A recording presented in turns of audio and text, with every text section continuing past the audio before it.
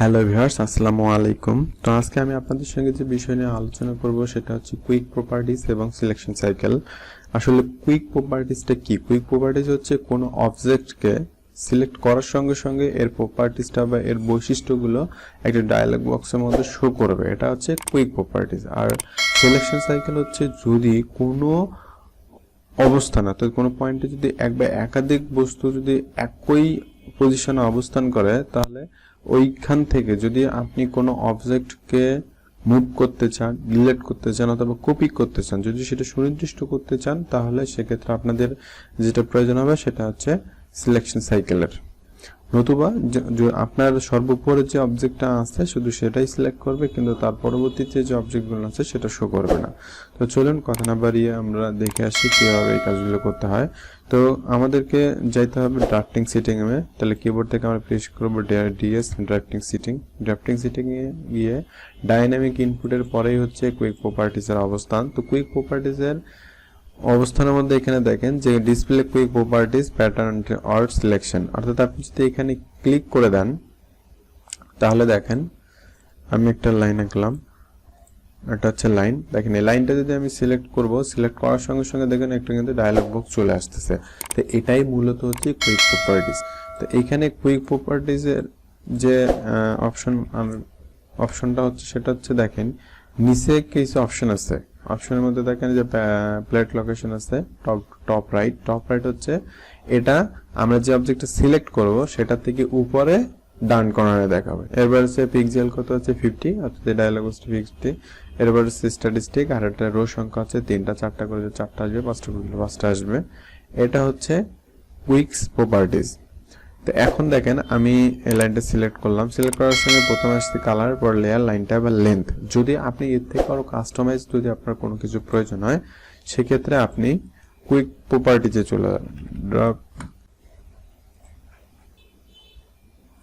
এই যে এখানে দেওয়া আছে দেখেন, যদি আপনাদের যদি আরো কিছু প্রয়োজন হয়, যদি প্লট স্টাইল প্রয়োজন হয়, লাইন ওয়েট প্রয়োজন হয়, হাইপারলিংক টেকনিক যেটা প্রয়োজন হবে আর কি, এখানে ক্লিক করলে যে line leader, mesh, M line, empty text, অর্থাৎ আপনার যেটা প্রয়োজন হয়, যদি এমটি টেক্সটের কালার প্রয়োজন হয় তাহলে কালার ক্লিক করার সঙ্গে কালারে ক্লিক দিয়ে রাখলে দেখা যাচ্ছে আপনার টেক্সট সিলেক্ট করার সঙ্গে সঙ্গে এখানে যেমন রো চলে আসছে, আনসেপ্ট করলাম, দেখেন এখানে যেমন রো চলে আসছে, যেমন যে কালার বাই লেয়ার রো চলে আসছে, টেক্সট সিলেক্ট করার সঙ্গে ঠিক এই কালার বাই লেয়ার চলে আসবে। তো আশা করি আপনারা বুঝতে পারছেন এটা হচ্ছে কুইক প্রপার্টিজ এর কাজ। তো কুইক প্রপার্টিজটা আমরা ওভারঅল রাখবো না, কারণ বারবার যদি আমাদের দেখা যাচ্ছে সিলেকশনটা বারবার করতে হবে, এক বা একাধিক অবজেক্ট করতে হবে, যদি বারবার এই ডায়ালগ বক্সটা চলে আসে বারবার ক্রস করে দেয়, এটা কিন্তু একটা ঝামেলাজনক।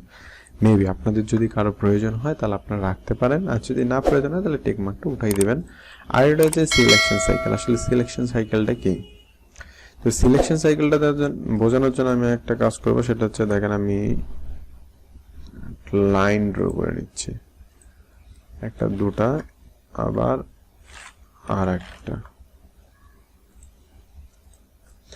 3টা লাইন ড্র করে নিলাম এবং এই লাইনের কালারগুলো আমি বিভিন্ন বিভিন্ন কালারের দেবো, ঠিক আছে?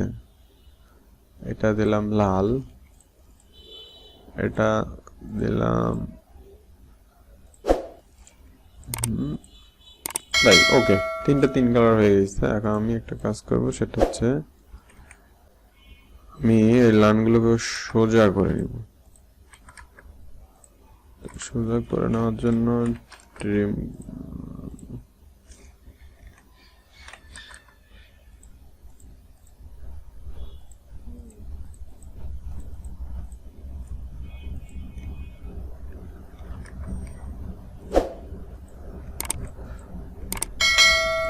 দেখেন লাইন 3টা সোজা হয়ে গেছে। এখন আমি এটাকে মুভ করব এন্ড পয়েন্ট এখানে রাখবো।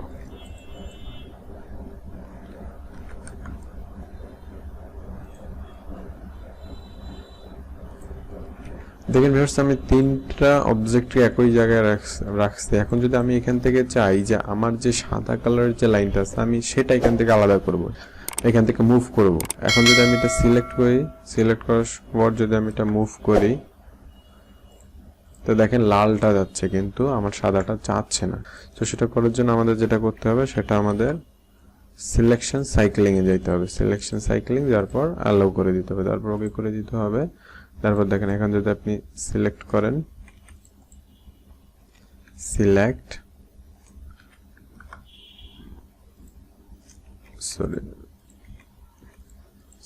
করেন, দেখেন ক্লিক করার সঙ্গে সঙ্গে কিন্তু আপনাদের 3টা লাইন চলে আসছে। কারণ আমি এর আগে দেখালাম যদি আপনি টোটালটা সিলেক্ট করেন তাহলে টোটাল সিলেক্ট হয়ে যাবে, যদি শুধুমাত্র জাস্ট একটা ক্লিক করেন তাহলে দেখেন আপনাদের লাইন 3টা শো করাচ্ছে। আমি সাদা লাইনটা এখান থেকে মুভ করবো, তাহলে সাদাটা সিলেক্ট করে দিলাম, এখন এমইন দিয়ে এন্টার দিলাম। ওকে, দেখেন আমার সাদাটা সিলেক্ট হয়ে আমি মুভ করতে পারছি। সো ভিউয়ার্স, আশা করি বুঝতে পারছেন যে সিলেকশন সাইক্লিং এর কাজটা কি। আজ এ পর্যন্ত, থ্যাংক ইউ।